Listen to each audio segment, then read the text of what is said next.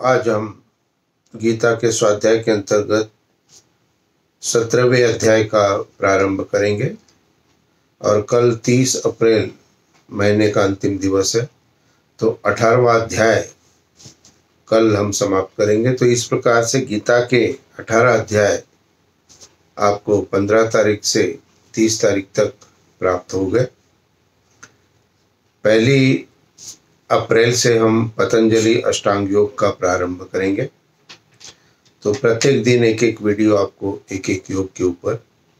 अष्टांग योग में 8 योग के अंग है: यम, नियम, आसन, प्राणायाम, प्रत्याहार, धारणा, ध्यान और समाधि। तो किस प्रकार से यम से प्रारंभ करके सीढ़ी दर सीढ़ी ऊपर जाते हुए अंतिम लक्ष्य जो है वो है समाधि, यानी कि ईश्वरीय आनंद को कैसे प्राप्त करेंगे, तो ये प्रकरण पतंजलि अष्टांग योग के अंतर्गत महर्षि पतंजलि ने बताया है। 17वां अध्याय गीता का, इसमें जो हमारा प्रसंग चल रहा है जीवन में अब प्राप्त करने का, 14, 15, 16, 17, 18 ये 5 अध्याय आप सबको जीवन में धारण करने योग्य है। अपना विश्लेषण करें और धारण करने की प्रवृत्ति अपने अंदर लाएं। तो अर्जुन क्या कह रहे श्री कृष्ण से इस अध्याय के प्रथम श्लोक के अंतर्गत कि हे कृष्ण, जो मनुष्य शास्त्र विधि को त्याग कर श्रद्धा से युक्त हुए देवादिका का पूजन करते हैं, उनकी स्थिति फिर कौन सी है? सात्विक है अथवा राजसी अथवा तामसिक। तो जो श्रद्धा से पूर्व करते हैं, कोई भी प्रकरण करें लेकिन श्रद्धा से कर रहे हैं, तो यहाँ पर प्रश्न करते कि क्या उनकी सात्विक प्रवृत्ति है या राजसिक है या तामसिक है। योगीराज श्री कृष्ण ने उत्तर दिया है कि मनुष्यों की वह शास्त्रीय संस्कारों से रहित केवल स्वभाव से उत्पन्न श्रद्धा सात्विकी और राजसी और तामसी ऐसे तीनों प्रकार की होती है, उसको तुम मुझसे सुन। श्रद्धा का होना अति आवश्यक है। किसी भी कार्य में जहां पर कि आप ईश्वर की उपासना कर रहे हैं, तो वहां पर आपकी श्रद्धा यानी कि पूर्णतः श्रद्धा भाव के साथ आप उस कर्म को करें। तो यह जो विधि जो भी कोई लोग कर रहे हैं, आप लोग, ये सात्विक भी है, राजसिक भी है और तामसिक भी वृत्ति है। श्रद्धा तो है, लेकिन अब इसके 3 भेद बता दिए। अब 3 भेदों के अंतर्गत ये किस किस प्रकार से कार्य करेंगे। तो कहा, सभी मनुष्यों की श्रद्धा उनके अंतःकरण के अनुरूप होती है। वह पुरुष श्रद्धा में है, इसलिए जो पुरुष जैसी श्रद्धा वाला है वह स्वयं भी हो जाए। अब श्रद्धा किस में रख रहे हैं? किसके अंतःकरण के अंतर, यानी कि जो उसका गुण कर्म स्वभाव है उसके अनुसार श्रद्धा होती है।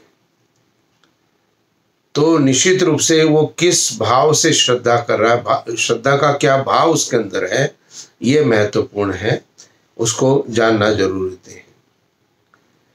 सात्विक पुरुष देवों को पूजते हैं, राजस पुरुष यक्ष अर्थात राक्षसों को, तथा अन्य जो तामस मनुष्य है वे भूतगणों को पूजते हैं। जो मनुष्य शास्त्र विधि से रहित केवल मन कल्पित घोर तप को तपते हैं, वह दंभ और अहंकार से युक्त एवं कामना, आसक्ति और बल के अभिमान से भी युक्त है। जो कोई भी यदि अपने जीवन के अंदर में केवल मात्र अपने शास्त्र विधि से रहित है, जैसे शास्त्र में बताया वैसे नहीं कर रहे हैं, और मन कल्पित, मन के अनुसार जो भी कुछ करना है वो कर रहे हैं, तो ऐसे व्यक्ति केवल जो श्रद्धा से भी कर रहे हो तो भी वो दंभ और अहंकार से युक्त है। जो शरीर रूप में स्थित भूत समुदाय को और अंतःकरण स्थित मुझ परमात्मा को भी शास्त्र विरुद्ध है, उन अज्ञानियों को तू आसुर स्वभाव वाले जान। अब अंतःकरण ठीक है, लेकिन शास्त्र विरुद्ध है, वो भी उपासना ठीक नहीं है। आहार के लिए भी बताया कि भोजन भी सबको अपनी अपनी प्रकृति के अनुसार 3 प्रकार का प्रिय होता है। वैसे ही यज्ञ, तप और दान भी 3 प्रकार के होते हैं। उनके इस पृथक पृथक भेद को तू मुझसे जान। अब यहाँ पर आहार, यज्ञ, तप और दान के विषय में बताया गया है। श्लोक संख्या 8, अध्याय 17। सात्विक पुरुष का क्या भोजन होता है? तो आयु, बुद्धि, बल, आरोग्य, सुख और प्रीति को बढ़ाने वाला, रसयुक्त, चिकने और स्थिर रहने वाले तथा स्वभाव से ही मन को प्रिय ऐसे आहार अर्थात भोजन करने के पदार्थ सात्विक पुरुष को प्रिय होते हैं। एक प्रसंग हमने सुना है, जैसा खाए अन्न वैसा बने मन, जैसे बने मन वैसे बने विचार, जैसे करे विचार वैसे ही करे हम व्यवहार। तो सात्विक पुरुष का जो भोजन होता है वो सात्विक होता है। और उसके अंतर्गत किस किस प्रकार का भोजन होता है? जो रसयुक्त होता है, चिकना है और स्वभाव से सबको प्रिय है, इस प्रकार का भोजन जो सात्विक होता है वो सात्विक पुरुष को प्रिय होता है। अब राजसिक पुरुष का भोजन क्या होता है?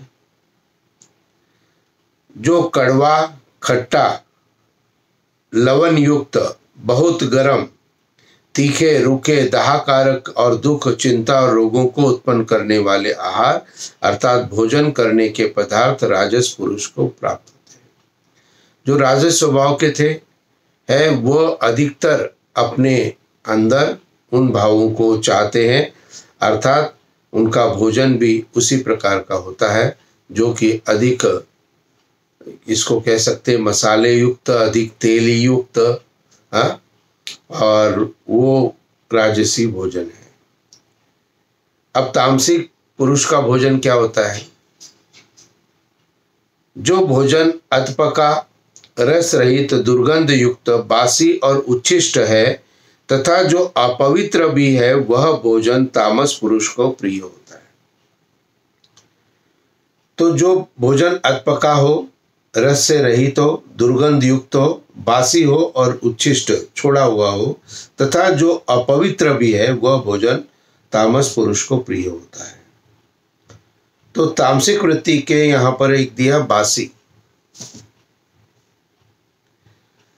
बासी भोजन जो है निश्चित रूप से नहीं करना चाहिए। और जब से ये फ्रिज की व्यवस्था आ गई है तो हम लोगों को बड़ी सुविधा हो गई है कि हम लोग जो है जो भी कुछ बचता है उसको फ्रिज में रख देते हैं, बाद में खाते हैं।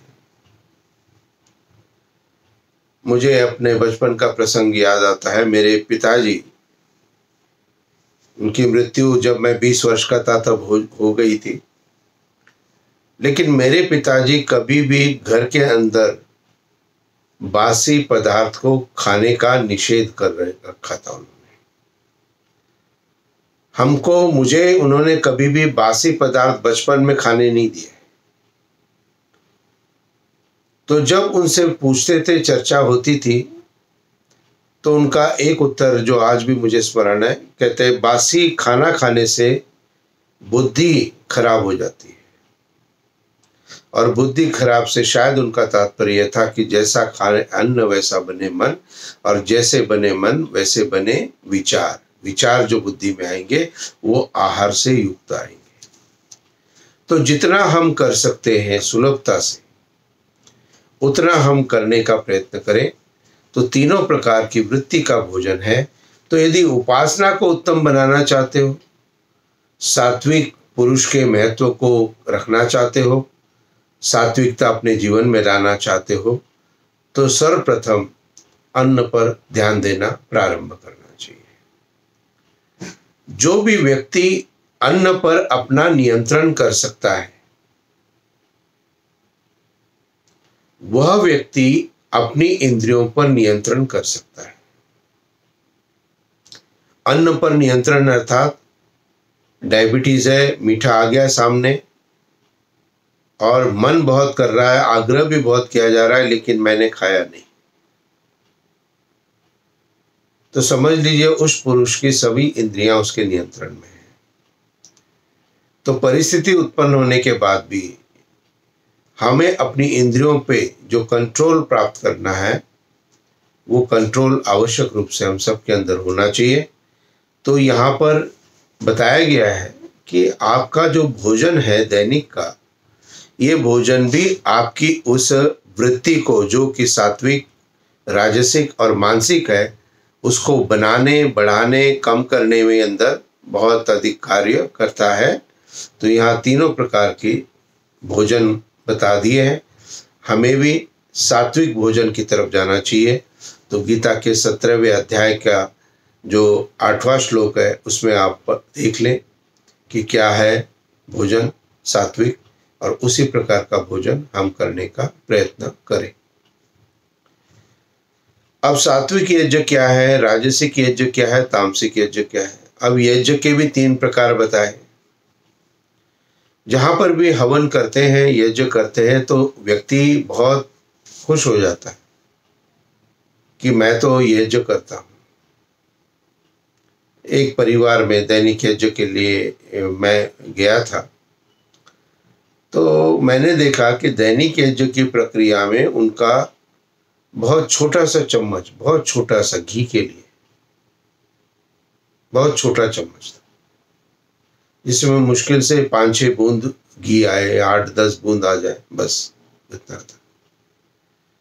तो यज्ञ जो हम करते हैं, इसके अंदर भी प्रकार है।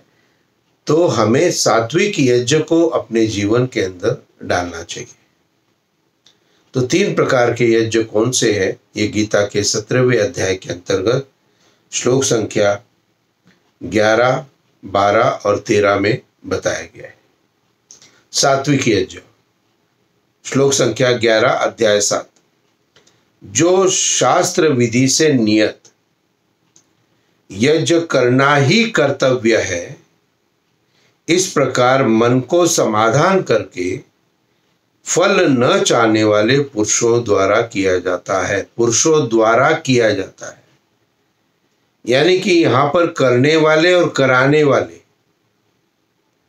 दोनों के विषय में कहा गया है कि यह जो भी किया जाता है यज्ञ और जो भी कराया जाता है यज्ञ, उसके अंदर यदि सात्विक यज्ञ आप कर रहे हो तो शास्त्र विधि के अनुसार कर रहे हो, नंबर 1। नंबर 2, यज्ञ करना मेरा नित्य का दैनिक नित्य कर्म है, कर्तव्य है मेरा। तो जो कर्तव्य मान करके करते हैं तो वो सात्विक यज्ञ है, कर्तव्य मानकर करने वाले।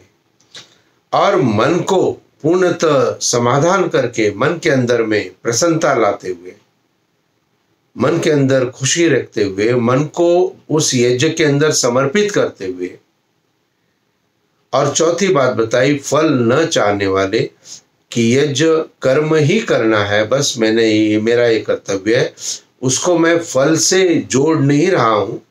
तो ये प्रकार का जो यज्ञ है, ये सात्विक यज्ञ कहा गया है। सात्विक यज्ञ के बाद राजसिक यज्ञ कौन सा होता है? अब इस प्रकार के भी यज्ञ करने और कराए जाते हैं।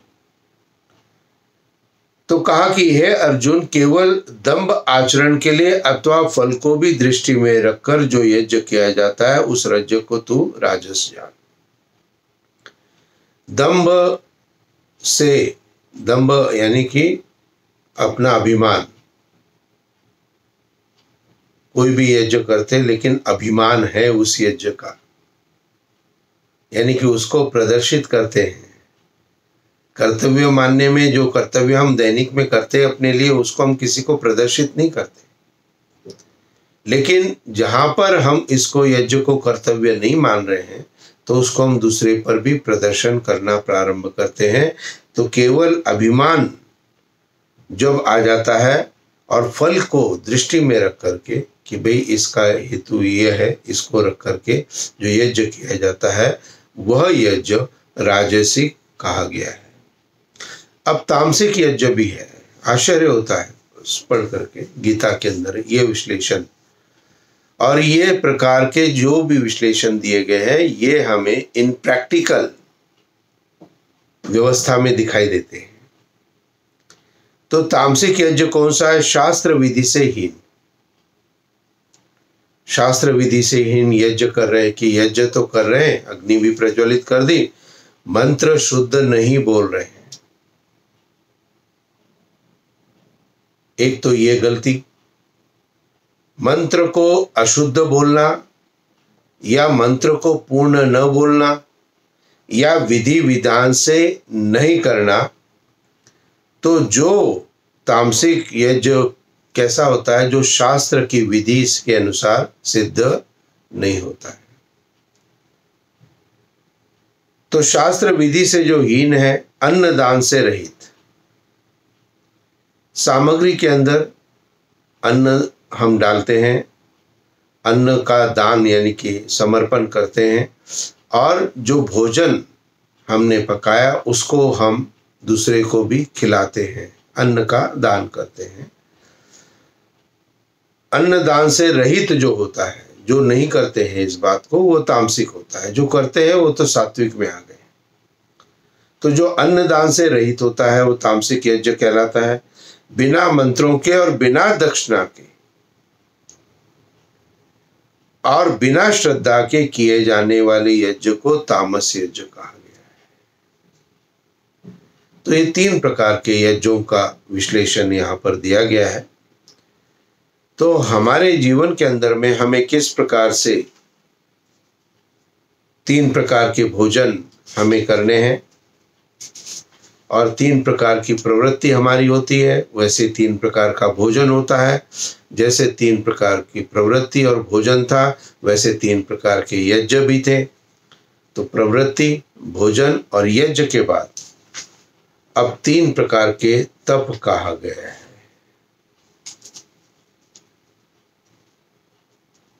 ये 3 प्रकार के तप कौन से हैं, इसको भी जानना आवश्यक है। श्लोक संख्या 14, 15, 16 गीता का अध्याय 17 में ये 3 श्लोकों के अंतर्गत बताया गया। तो 14वां श्लोक शारीरिक तप क्या है, शारीरिक तपस्या क्या है? तो शारीरिक तप यह है कि देवता, ब्राह्मण, गुरु और ज्ञानी जनों का पूजन। पूजन का अर्थ यहाँ पर ये नहीं कि आप आरती उतार रहे हैं, पूजन का अर्थ है आप उनका सम्मान कर रहे हैं, आदर कर रहे हैं। पवित्रता, सरलता, ब्रह्मचर्य और अहिंसा, यह शरीर संबंधी तप कहा जाता है। तो यहाँ जितने भी प्रकरण दिए हैं इसको हम शरीर से करते हैं, इसलिए शारीरिक तप कहा गया है। क्या?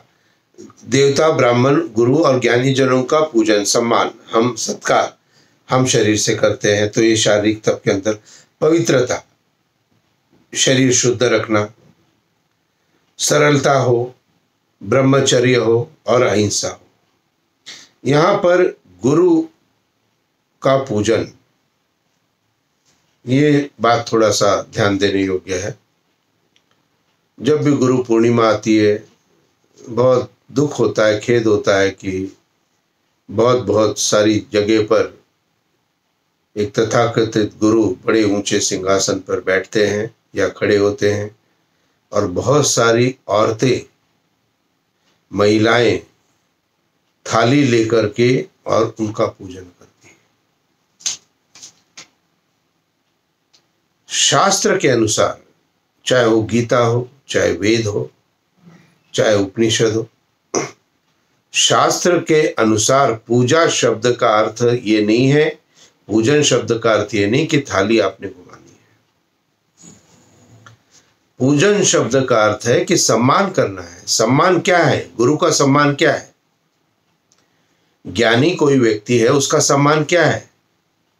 उसका सम्मान है कि जो भी गुरु ने हमको बताया है या जो भी ज्ञानी ने हमें बताया है उसको हम अपने जीवन में धारण कर रहे हैं, हमारे जीवन में परिवर्तन हो रहा है, ये उस गुरु का सम्मान है। प्रसंग याद आता है कि जब महर्षि दयानंद सरस्वती ने मथुरा के अंदर गुरु विरजानंद से जब लगभग 3.5 वर्ष शिक्षा प्राप्त की तो दक्षिणा के रूप में वो लौंग लेकर के आते, क्योंकि लौंग गुरु विरजानंद को प्रिय थे। तो महर्षि दयानंद ने विचार किया कि ये लौंग ही दे देता हूँ, ये इनको प्रिय है, ये गुरु दक्षिणा तो मुझे कुछ न कुछ तो देनी है। और प्राचीन समय काल था। अब नेत्रहीन गुरु पूछते हैं, दयानंद क्या लाए हो? कि ये गुरु दक्षिणा में लौंग लेकर के आए हो। वहां गुरु विरजानंद दक्षिणा में क्या चाहते हैं? यह है पूजन। गुरु दक्षिणा में उन्होंने कहा कि हे दयानंद, तू लौंग मेरे गुरु दक्षिणा में देने के लिए लाया है, लेकिन मैं तुझसे तेरा जीवन गुरु दक्षिणा के रूप में चाहता हूं। जो अंधकार, अविद्या, असत्य ये पूरे संसार के अंदर व्याप्त है, वेद की वाणी को नहीं सुना जा रहा है, नहीं समझा जा रहा है, तो मेरी दक्षिणा वही होगी, गुरु दक्षिणा वही होगी जो कि तुम इसका प्रचार प्रसार वेद का करना प्रारंभ करो।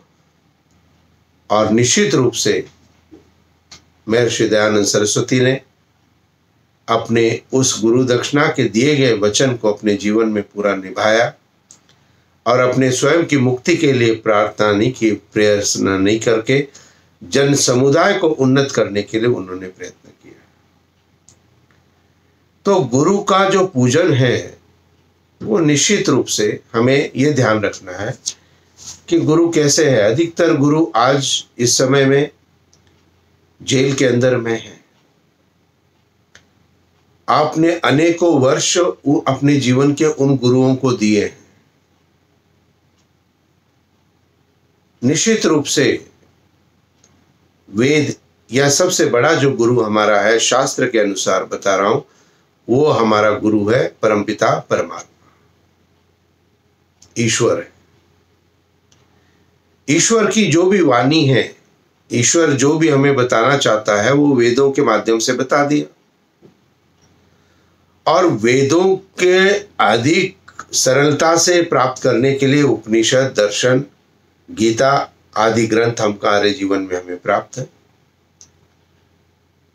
तो गुरु का आज्ञा के अनुसार चलना है तो ईश्वर की आज्ञा के अनुसार हम चलें, तो वो है गुरु का पूजन। और सबसे बड़ा जो गुरु है वो हमारा परमपिता परमात्मा है। वेद मंत्र में आता है वह हमारा आचार्य गुरु है, आचार्य भी है। तो निश्चित रूप से परमपिता परमात्मा को ही अपना गुरु मानकर के यदि आप चलेंगे तो आप देखेंगे कि अब मुझे जीवन में थोड़ा बहुत सहायता की आवश्यकता है जो मैं पुस्तकों से, व्यक्तियों से ले सकता हूं, लेकिन उस ईश्वर के द्वारा बतलाए मार्ग पर चलकर उस ईश्वरीय आनंद को अब मैं प्राप्त कर सकता हूं। गुरु के विषय में एक संदर्भ और आपको बताना चाहता हूं कि जब मैंने किसी प्रसंग को एक गुरु के विषय में चिंतन में कहीं बताया था तो एक व्यक्ति उठ के खड़ा हो गया। उन्होंने कहा, जी एक आता है कि गुरु गोविंद दो खड़े काके लागू पाए। गुरु गोविंद दो खड़े काके लागू पाए, बलिहारी गुरु आपने जिन गोविंदियो बताए। कहा, आचार्य जी यहां तो गुरु का महत्व तो परमात्मा से भी ऊंचा बताया है, ब्रह्म में हुआ।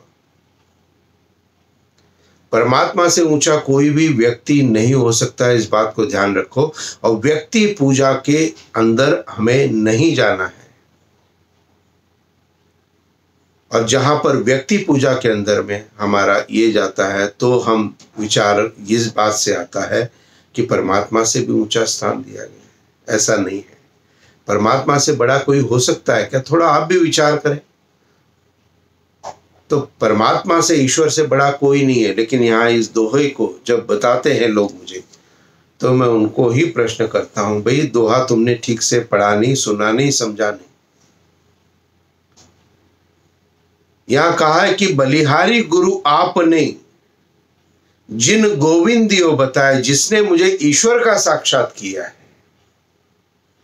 ईश्वर के निकट पहुंचाया है, वह गुरु को मैं बलिहारी जाऊं, उसका सम्मान मैं करूं। यहां भी गुरु ऊंचा है ऐसा नहीं कहा गया है। बलिहारी यानी कि सम्मान करूं मैं ऐसे गुरु का जिसने गोविंदियो बताए, अर्थात उस ईश्वर का साक्षात मुझे करा दिया है। लेकिन आज की वर्तमान स्थिति में हम क्या देखते हैं कि गुरु कहीं पर भी ईश्वर की, ब्रह्म की, परमात्मा की चर्चा नहीं कर रहे हैं। केवल व्यक्ति पूजा, अपने शारीरिक पूजा के ऊपर, अपने महत्व के ऊपर, अपनी महत्वाकांक्षा के ऊपर अनुसार वो व्यक्ति चल रहा है।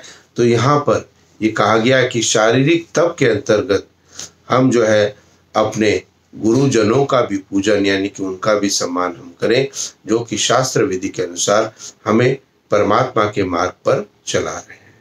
तो शरीर से किए गए जितने भी कार्य हैं वो यहाँ विश्लेषित किए हैं श्लोक संख्या 14 गीता अध्याय 17 में। तो यहाँ पर ये कहा गया है कि निश्चित रूप से कि ये हमारे शारीरिक तप है। अब वाणिक तप, वाचिक तप क्या है? वाणी के द्वारा। शरीर भी तप, और तप शब्द का अर्थ यह नहीं कि कठोरता करनी है हमको। तो निश्चित रूप से वाणिक तप क्या कहा गया है? जो उद्वेग न करने वाला, उद्वेग, किसी ने कुछ कहा तुरंत जवाब दे दिया, उद्वेग अंदर से बर्स्ट हो जाता है व्यक्ति। तो उद्वेग न करने वाला यानी कि बर्स्ट नहीं होना है वाणी के द्वारा। परिस्थिति कैसे भी उत्पन्न हो सकती है, परिस्थिति को आप कंट्रोल नहीं कर सकते हो, लेकिन अपनी वाणी को आप कंट्रोल कर सकते हो। कब? यदि आप चाहो तो, और यदि नहीं चाहते हो तो कभी कंट्रोल हो सकती है क्या? नहीं हो सकती। तो वाणी के द्वारा किया गया तप क्या है, तपस्या क्या है? तो उद्वेग न करने वाला, प्रिय और हितकारक एवं यथार्थ भाषण है। अब जो प्रिय भाषण करने वाला है, हितकारक, हित यानी कि जो हमारा हित चाहते हैं, और यथार्थ, यथार्थ से तात्पर्य है कि वेद शास्त्र के अनुसार जो भाषण है, तथा जो वेद शास्त्रों के पठन का एवं परमेश्वर का नाम जप का अभ्यास है। यानी कि शास्त्र विधि के अनुसार जो हम ईश्वर के नाम जप का जो अभ्यास करते हैं, वह वाणी संबंधी तप कहा गया है।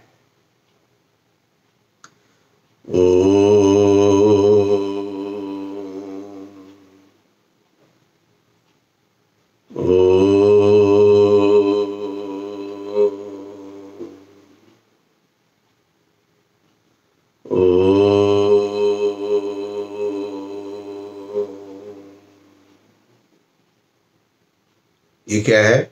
वाणी के द्वारा किया गया था, वेद मंत्रों का पाठ, अच्छी भाषा बोलना। अब यहां पर एक चीज को और समझ लेते हैं, तपस्या भंग होती है या नहीं होती है?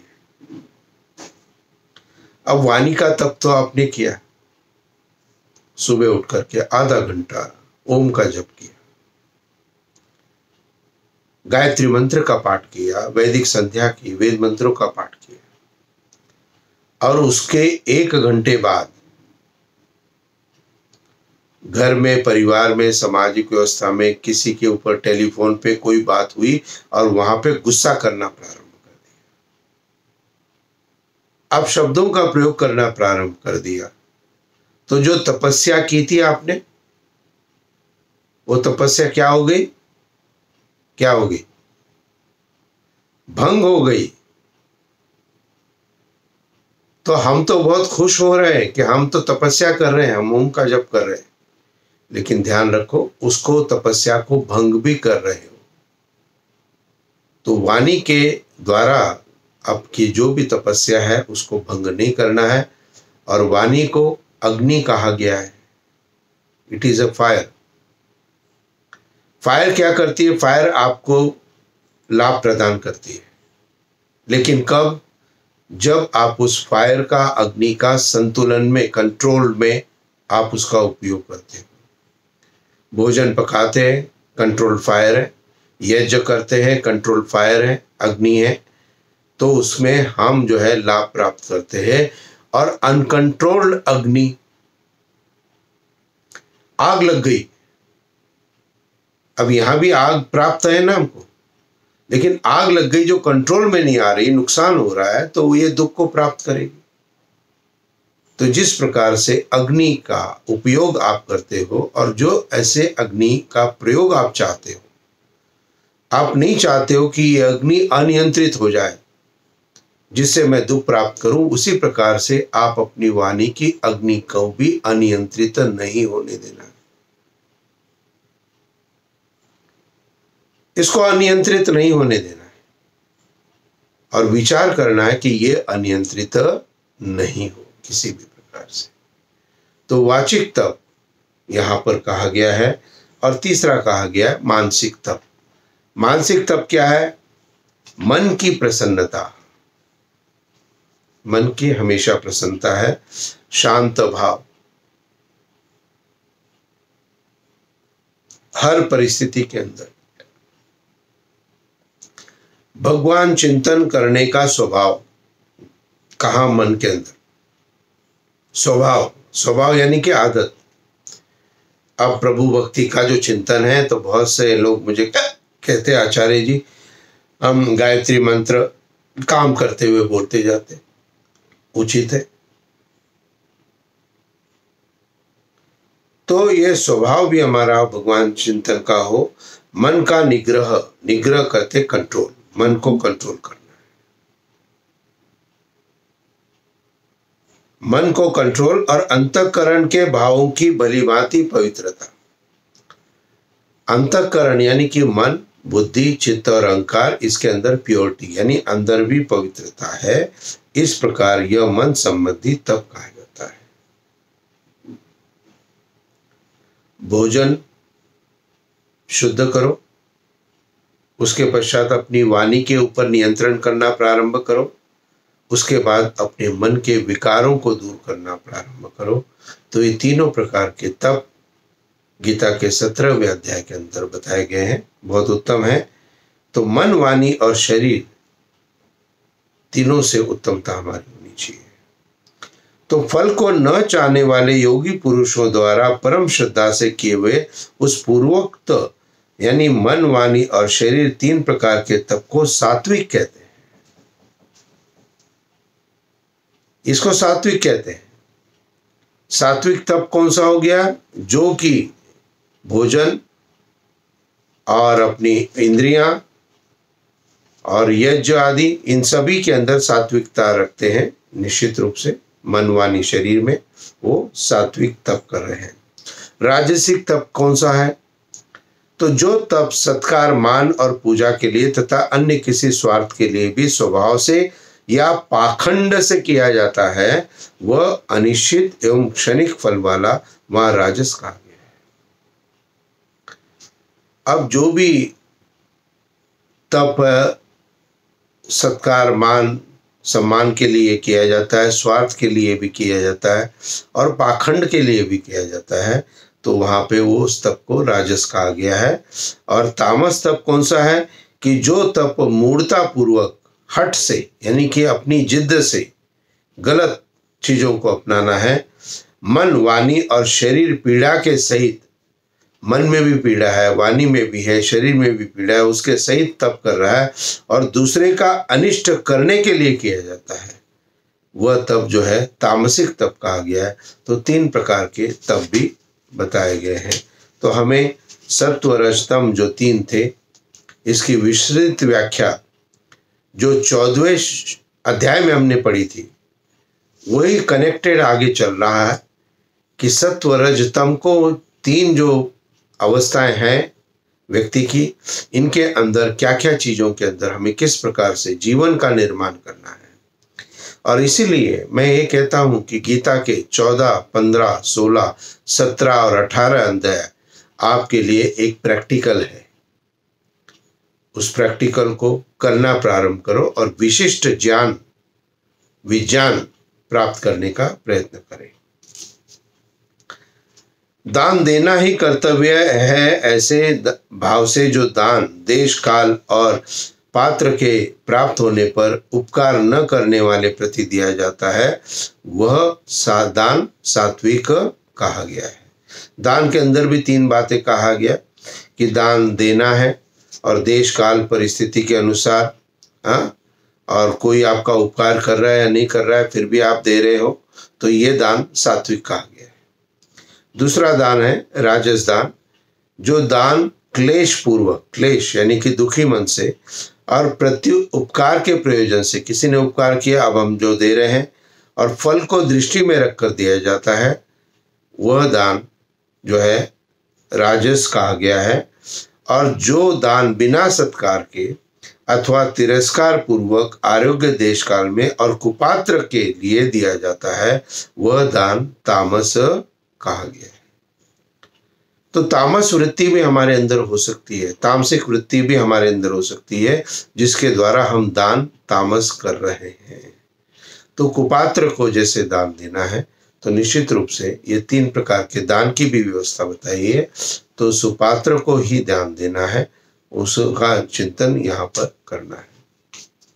जो बार बार मांगने वाले को आवश्यक नहीं है दान देना। निश्चित रूप से आपका दान कैसा होना चाहिए? सात्विक होना चाहिए। और सत्यार्थ प्रकाश के चतुर्थ समोल्लास में भी कहा है कि जो भी व्यक्ति सात्विक दान नहीं देता है, निश्चित रूप से वहाँ दान देने वाला और दान लेने वाला दोनों पत्थर की नौका के समान समुद्र में डूब जाते हैं। तो दान देने के अंदर भी हमें विशेष चिंतन करना है और अधिक से अधिक दान वेद के प्रचार प्रसार के लिए हमें देना है, यज्ञ के प्रचार प्रसार के लिए देना है, सात्विक यज्ञ के करने वालों के लिए देना है, और उत्तम कोटि के जो हमारे विद्वान हैं उनको भी दान देना उचित है। ये सात्विक दान के अंतर्गत आता है। श्लोक संख्या 23। ओम तत्सत, यह तीन प्रकार का सच्चिदानंद ब्रह्म का नाम कहा गया है। अब यह योगीराज श्री कृष्ण कहते हैं कि ब्रह्म कौन है? स्वयं मैं हूं ऐसा नहीं कहा है यहाँ पर। यह कहा है कि ओम तत्सत, ऐसे यह तीन प्रकार सच्चिदानंद ब्रह्म का कहा है। उसी से सृष्टि के आदि काल में ब्राह्मण और वेद तथा यज्ञ आदि रचे गए। तो ओम तत्सत, ओम सत चित आनंद वाला जो परमात्मा है, यहाँ पर ओम, ओ तीन की संख्या म ओंकार जो परमात्मा का नाम है, और वो सत और तत्सत, तत् माने कि वो सत यानी कि सत्य परमात्मा जो ओम है, उसके द्वारा सृष्टि के आदि काल में क्या किया? ब्राह्मण यानी कि मनुष्य की उत्पत्ति हुई, उत्तम पवित्र आत्माओं का निर्माण हुआ, और वेद की प्रेरणा चार ब्राह्मणों के अंदर अग्नि वायु आदित्य अंगिरा में प्रेरणा कर दी है, और यज्ञ आदि की रचना उन यज्ञों के माध्यम से बताई गई है। तो ये यज्ञ आदि कर्म भी परमात्मा के द्वारा ही सृष्टि के आदि में रचे गए हैं। इसलिए वेद मंत्रों का उच्चारण करने वाले श्रेष्ठ पुरुषों की शास्त्र विधि से नियत यज्ञ दान और तपरूप क्रियाएं सदा ओम इस परमात्मा के नाम का उच्चारण करके ही प्रारंभ होती है। जो उत्तम कोटि के व्यक्ति है, उनका जो ईश्वर के प्रति जो ध्यान होता है प्रसंग होता है, प्रवचन होता है, उपदेश होता है, स्वाध्याय होता है, उसका प्रारंभ किससे करते हैं? ओम से करते हैं। ओम विश्वानि देव सवि, तो ओम से प्रारंभ होता है। तत्, अब ओम का बताया कि ओम क्या है, ईश्वर का नाम है। और सत्यार्थ प्रकाश का प्रथम समोल्लास का वीडियो आप मेरा देखें, और यह वीडियो मेरा 1 अप्रैल 1 अप्रैल से 14 अप्रैल तक सत्यार्थ प्रकाश के मेरे समोल्लासों के ऊपर 10 समोल्लासों पर मेरे वीडियो है, जिसमें प्रथम समोल्लास ओम की व्याख्या विस्तृत मैंने जो की है वो 1 अप्रैल का सत्यार्थ प्रकाश का प्रथम समोल्लास आप देखें, और ओम के उस महत्व को आप जानें कि ओम को ओंकार क्यों कहा गया है, ओम के अंदर कितने परमात्मा के स्वरूप आते हैं, ये सब उस वीडियो के अंदर आपको प्राप्त हो जाएंगे। 24वें श्लोक में ओम का विस्तार बताया। अब 25वें श्लोक में अध्याय 17 तत् का बताया कि तत् क्या है। ओम तत् सत, तो तत् क्या है? तत् अर्थात तत् नाम से कहे जाने वाले परमात्मा ही यह सब है। परमात्मा ही तत् है, मैं तत् हूं ऐसा नहीं कहा। क्या कहा? परमात्मा ही तत् है। इस भाव से फल को न चाहकर नाना प्रकार की यज्ञ तप रूप क्रियाएं, दान रूप क्रियाएं कल्याण की इच्छा वाले पुरुषों द्वारा की जाती है। तो तत् कौन है? परमपिता परमात्मा है। और आगे सत, श्लोक संख्या 26, सत के लिए क्या कहा? सत इस प्रकार यह परमात्मा का नाम सत्य भाव में, श्रेष्ठ भाव में प्रयोग किया जाता है। तथा हे पार्थ, उत्तम कर्म में भी सत्य का प्रयोग किया जाता है, अर्थात सारे कर्म सत्यता से परिपूर्ण हमारे होने चाहिए, जैसे उस परमात्मा ने हमें बताया। तो निश्चित रूप से यहाँ पर सभी चीजों को बताया, सत्य असत्य को भी बताया, और किस प्रकार से हमें अपने जीवन में त्याग को भी करना है ये भी आगे बताया गया है कि किस प्रकार से हम अपने कर्तव्यों को त्याग करें। तो निश्चित रूप से यज्ञ, दान और तपरूप कर्म त्याग करने के योग्य नहीं है। श्लोक संख्या ये आपको कल 18वें अध्याय के अंतर्गत प्राप्त होगा कि किस प्रकार से हम यज्ञ, दान और तपरूप कर्म क्या है, और इसका और अधिक विस्तार जो है कल किया है। तो 17 का जो अंतिमवा श्लोक है, 28वां श्लोक है, वहां पर एक निर्देश और दिया है कि बिना श्रद्धा के किया हुआ हवन, बिना श्रद्धा के यज्ञ को करने वाले पूर्णतः श्रद्धा भाव से यज्ञ को करें। यज्ञ को कराने वाले भी उत्तम होनी चाहिए, और यज्ञ के अंदर प्रयुक्त सामग्री भी उत्तम होनी चाहिए। जब यज्ञ में तीनों प्रकार की उपलब्धता उत्तम होती है, यज्ञ कराने वाला भी उत्तम है, यज्ञ को करने वाले भी उत्तम है, और यज्ञ के अंदर प्रयुक्त सामग्री भी उत्तम है, तो यज्ञ सात्विक यज्ञ और उत्तम यज्ञ कहा गया है। तो और वो व्यक्ति यदि श्रद्धा से यज्ञ करता है तो उसका जो यज्ञ का भाव है उसे प्राप्त अवश्य होता है।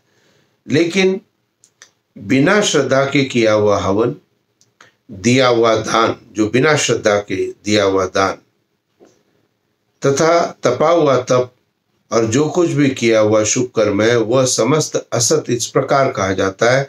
इसलिए वह न तो इस लोक में लाभदायक है और न मरने के बाद भी।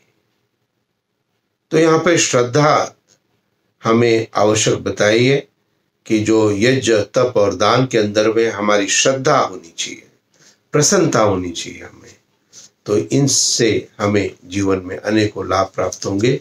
तो यहाँ पर 17वां श्लोक जो है वो 17वां अध्याय गीता का समाप्त होता है, और कल हमारा 18वां अध्याय अंतिम अध्याय होगा। गीता एक अलौकिक ग्रंथ है और जिसके कि हमने बहुत कई बार मैंने प्रयास भी किया कई जगह पर, लेकिन ये उत्तमता मुझे लगी कि आप कभी भी किसी भी समय आप उसको देख सकते हो। लेकिन अधिक उत्तमता तब बनेगी जब सत्यार प्रकाश के वीडियो आप सत्यार प्रकाश की पुस्तक के साथ देखें, गीता के वीडियो आप गीता की पुस्तक के साथ देखें। पहले कभी केवल सुन ही लिया है, कोई बात नहीं, कितनी भी बार आप सुन सकते हो। यज्ञ में भी हम एक ही मंत्र को तो हजारों वर्षों से बोल रहे हैं।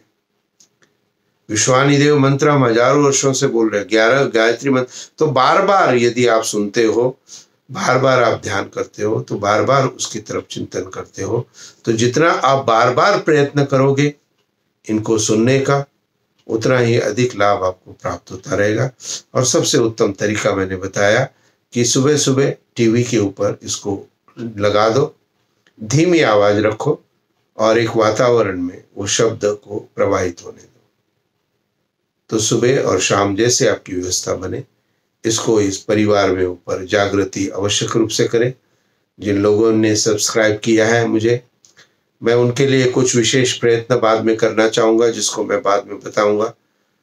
तो निश्चित रूप से आप सभी मेरे चैनल को सब्सक्राइब भी करें, तो जिससे मेरे वीडियो आपको एवरीडे, प्रत्येक दिन, बिना आपके सर्च के हुए आपको प्राप्त हो सकेंगे। इति ओम शांति।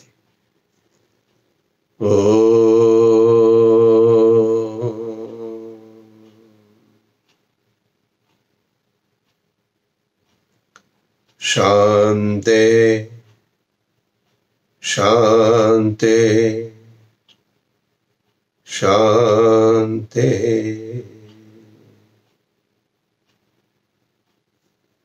आपके लिए प्रभु से प्रार्थना है कि आपका जीवन समस्त प्रकार के दुर्गुण, दुर्व्यसन और दुखों से दूर हो जाए और सब प्रकार से उत्तमता आपके जीवन में आपको प्राप्त हो। मैं ईश्वर से ये प्रार्थना करता हूँ, अर्चना करता हूँ, याचना करता हूँ। ओम शांति। नमस्ते।